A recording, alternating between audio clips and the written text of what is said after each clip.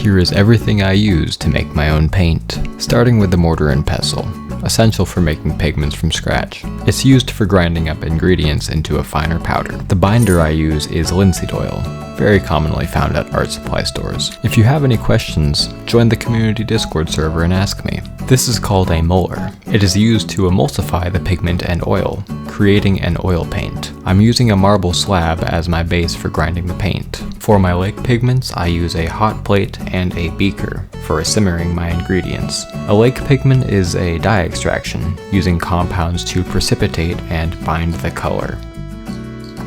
I use alum and washing soda, just to make sure to get the alum without iron.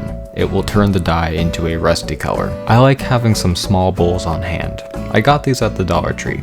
Nice for weighing out your compounds and ingredients. I also use some smaller beakers for playing with pH levels, seeing how things will react before going all in. When you weigh the ingredients, if the flour or whatever you're using is dry, if you have 5 grams of that, use 5 grams of alum. I use coffee filters for straining the dye, catching all the solids and letting the water filter out. And I use rope as an aesthetic choice to secure the filter. I'd recommend using wooden clothespins. It's a lot less hassle. Having a few big glass jars are really handy for moving around the dyes, and having something to strain into.